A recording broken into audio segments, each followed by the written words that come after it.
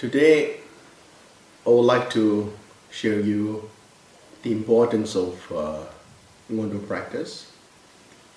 With this, I will also like to explain to you why it is so important to practice. And the purpose of this recording is I would like to use this video in all the Suman culture centers and with the help of resident lamas. Anyone who wishes to practice Ngondo will be helpful and beneficial. Before I discuss further, I would like to share some of the very important story of this lineage, so-called whispering lineage. This lineage, in fact, comes from Vajradhara, known as whispering lineage. So until fifth Kamapa, as Naropa predicted that Telopa will come as a human form. When the fifth Kamapa met Tumase Lord Rinchen, Tumase Kamapa knew that Tumase was the emanation of Telopa, Mahasiddha Telopa. And when Tumase met fifth Kamapa, he saw him as a true Manjushri. So this lineage goes back many generations. In fact, this lineage was established during 14th century.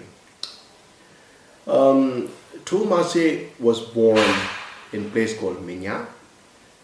Since very young, he was very interested in practice, and he became he joined a monastery in Minya, and then everybody found that he was a very special boy. One day, what happened was,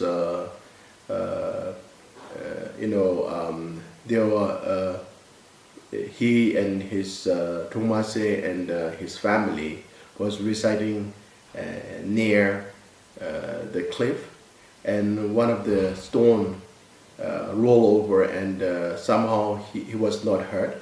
And then a lot of people were so surprised that he was alive. And then later he said that one black man protected him. And there are such many stories about Thomas Lord Rinchen. So eventually he joined the temple and he became a monk. And he spent his life as a practitioner, layman practitioner.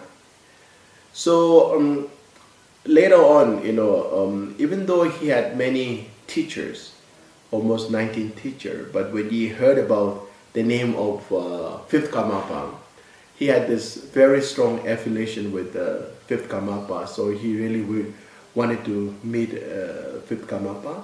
So he traveled to Central Tibet and Surpo. So eventually he managed to meet fifth Kamapa, and then the connection was there, and Kamapa bestowed him with all the teachings of whispering lineage. And then he said that you should go to Eastern Tibet, where the palace of Chakrasambhava, the heart palace of Chakrasambhava exists, where you will be beneficial, and you can really liberate tremendous numbers of individuals. So as his advice, he traveled to Eastern Tibet. The story is very long. I'm trying to make it simple and short so that many of you can remember. So when he reached Eastern Tibet, and then a lot of people around there, Pumzong, the place called Pumzong, where people found him very special, and everybody welcomed him. And he said that I want to establish a monastery in near Pumzong. So a lot of people say, okay, I will take you a place, you can have a look. So he went to a place presently known as Suma, and in 3 different occasions. And then the first occasion, when he landed today's present Suma, he asked, what is the name of the? There was a small hill where the Sumang monastery exists today, and they called this. They said that the hill of this name is Yangdili, which means the hill of fortune. And then the second day that he thought that it was very auspicious. Second day, because he was yogi, so he was poorly dressed. So some of the people were not convinced. So a second day he went again to see around, and he met one old lady. So he said that I want to build a monastery here. Is it possible on the hilltop? And the old lady looked at him and said that, no, not just monastery. You can build 80-pillar monastery, because when you look at him, she couldn't believe that he could really build a monastery there. And somehow, she wanted to offend him, but then it became auspicious. The final day when he went again there, and then he met another old lady, and he asked again, can I build an 80-pillar monastery on the hilltop where the present Suma monastery is present? And the old lady replied by saying, oh no, not just 80 pillars, you can build actually, in fact, 108-pillar monastery. So the third auspicious sign was established. So he decided to build this present Sumang monastery, not in Dupung Silnan, it's a kind of retreat center, a small retreat center where present Makala hall is present. And then he gathered, then slowly many people start to follow him, and then his follower become larger and larger, and then he performed a very special ceremony. And during this ceremony, he said, we call it kempa, a kind of leaf. He said you should make this offering to all the places during the ceremonies. And one of the kempo, he went to offer all the places, different direction. And when he returned, he asked, Thomase Lodorincha asked, where you offer this leaves? He said everywhere but one place he offer most, one corner, one place. So that's how the name Sumang was received. And since then, the practice of Sumang Nyenju, or whispering lineage, established, and it is still flourishing even today. And I'm very happy to introduce this lineage to many new Dharma friends who are seriously wish to learn and practice. And as you know, especially in Kagyu lineage, I think Ngondo practice is one of the most important. We call it foundation, practice of foundation. And sometimes one may wonder, foundation is not so important. But in fact, many gurus in fact explain that preliminary are more important practice than the actual practice. Therefore, one should not take it for granted. And if anyone wish to be a very serious practitioner, we need to build a very perfect foundation. For instance, we may have a dream house. In order to live happily forever, one has to build a proper foundation, or else one day the house may just collapse, and your dreams become suffering, part of suffering. Therefore, it is so important we should practice Ngondo. Of course, the moment, the day you become Buddhist, one does not need to really practice Ngondo, but eventually, when we are prepared and when you are really serious, and if one wishes to go further, then Ngondo is very, very important part of practice. It is not just a foundation, it gives also sense of urgency why we need to practice, or else we may lose somehow the motivation and determination to practice. So Ngondo has 8 different parts. First, we call it so-called 4 ordinary foundations and 4 extraordinary foundations. The 4 ordinary foundation includes the practice of impermanence, the practice of firstly the practice of precious human body, second the practice of impermanence, third the practice of cause and effect, and finally the practice of effect of samsara. These are known as 4 ordinary foundation. And once you complete or once you fully understand the importance of 4 ordinary foundation, then you will embrace the practice of 4 extraordinary foundation, which are we begin with the practice of Guru Yoga in order to invoke the blessing of Guru, which is very, very important. Second, we learn the practice of purification of Vajrasattva. Third, the practice of cultivation of merit, which includes the practice of mandala.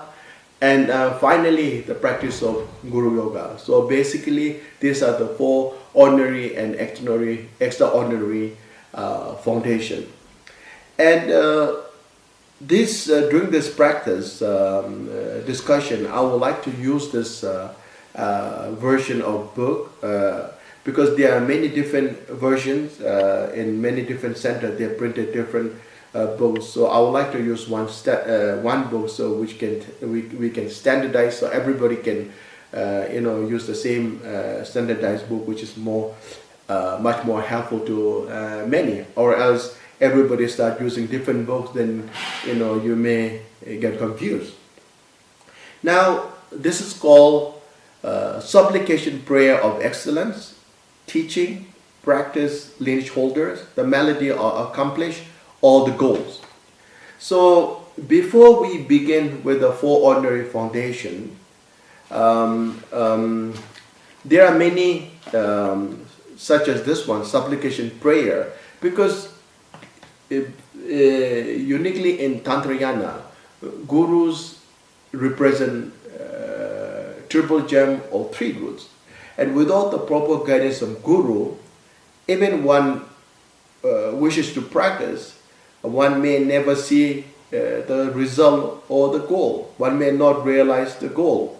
Therefore, it is very important to pray to Guru in order to get blessing and proper guidance, so that whatever we practice in life can be meaningful, and most importantly, we can be successful in our practices. So the first part, anyone who are practicing Ngondo, and if you, of course, I shouldn't say that, but I know when many of you, when you are living in the cities, sometimes you may not truly have time to practice. So for those group of students who have very limited time, I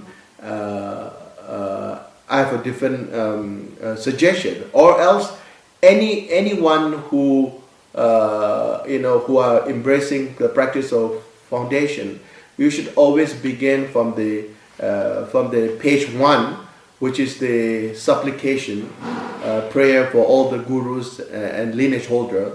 One must start from page 2 until page 4, okay? And then this is the first part of supplication, and there's a second part, which is this called the prayers sprang from the pure vision dharma of the all-seeing Lama Jamyang Chenze Ompo. This is the second part of supplication. One should also recite this in order to invoke the blessing of gurus. And when you have time, however, even who have individual who wish to practice but who have very little time, must begin from page 5, which is the garland of jewel of supplication of the lineage of unequal Matiratna. From here, anyone who even may not have enough time must recite from here, because this is a very important part of supplication. So from page 5, you must recite this supplication until page 9.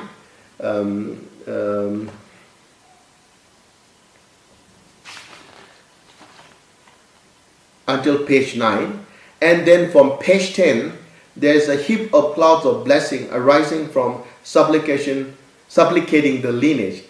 Again, one should begin from page 10 until page 12. So these are all part of supplication in order to invoke the blessing, so that whatever we practice, especially the Ngondo, we can be successful. Because many times we begin, we may practice for 1 or 2 days, but somehow we tend to have many excuses to stop for 1 day, 2 days, then 1 week, 1 month, and then sometimes there are people who never practice again.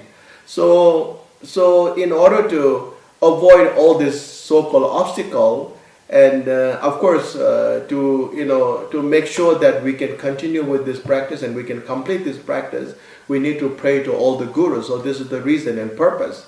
But what is also important, I would like to advise all of you, when you begin to practice, of course you can watch this video in Soman Culture centers, but also you should get proper advice from resident lamas who can advise you how to practice the ngondos.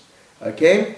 Once you have done that, then before we begin with the four preliminary practices, there are a few advice may be useful to all of you.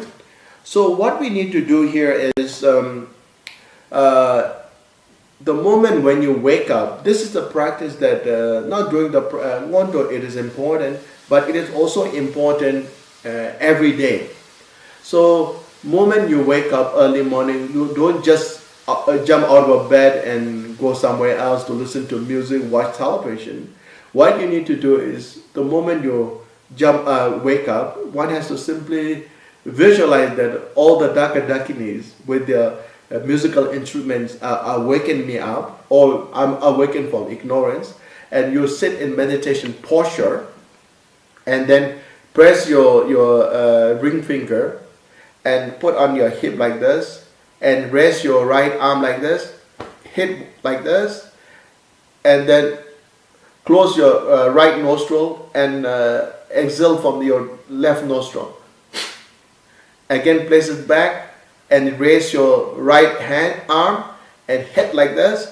Turn around your finger and block your left nostril and blow from left, right, like this, and place it back and then blow together. So this moment, one has to visualize that all our leftover or negative energies we're removed totally, so your body is filled up with the positive energy. That's what you need to think about, visualize. Now this is the part of precious human body. So page 16, we need to recite the verses and then spend few seconds. Why human body is so precious? Why human body is so precious? We need to spend for a few moments, because even though human body is so difficult to obtain, especially precious human body. Many of us may have a human body, but we may not have a precious human body. In order to have precious human body, one has to be free from non-free states, and 5 personal and 5 circumstantial endowment. One has to acquire these 10 endowment, which you can learn from the lamas, and slowly you can learn. And once you have done that, then you recite the verses of impermanence, and you spend for a few seconds. Okay, why it is impermanent? It's impermanent, subject of change. Everything in life changes every second, every moment, and unless we practice, we will never know when we're going to die. Because there's a saying, rebirth is the beginning of death. Death is the beginning of rebirth. So everything changes, nothing remains forever. So we need to practice now, not tomorrow or day after tomorrow. The practice of moment is now. So by knowing impermanent, it helps us to understand the urgency of practice. Okay? So once you have recited and visualized for a moment, then you have to recite the verses of cause and effect, which explains us why it is important. Because, if we involve in act of non-virtue, we're going to face the effect of suffering. When we avoid the act of non-virtue, such as 10 evil action, 3 physical, 3 mental, and 4 verbal, then we end up with the more sufferings. The moment we avoid all these acts of evil, then the result will be full of happiness and joy. So this helps us to avoid such acts. Okay, and finally, the effect of samsara, and then you again spend a few seconds when you recite the verses, which teaches us why we need to be careful. Because many of us, we may say, oh, this is my sweet home, but in fact, where the sweet home lies all our suffering, pain, because home is the place that a lot of things happens. So of course, one can't deny that there are temporal happiness at home, but at the same time there are so much of difficulty that we have to go through everyday life. So Nom is not a truly sweet home, but also there are so many things that we have to endure, therefore it's not a beautiful place. So once you have recited 4 ordinary foundation by spending few seconds, so now we have come to the first extraordinary foundation, which is refuge. Now this part is very, very important. So what we need to do is we should visualize, you can use the picture of refuge. Vajradhara, your guru, is central in the form of Vajradhara, surrounded by all the gurus, okay, lineage holders. And then of course, below the guru, there are all the yidams, mainly Chakrasambhava and all many other. And then below the yidam, there are all the protectors, mainly main one is 4 Makala, and there are many others. And you are in the center, and your father on the right side and mother on the left side. And then you need to make a prostration. So now when you make a prostration, you cannot cheat, okay? You make sure that you begin with touching your crown, and then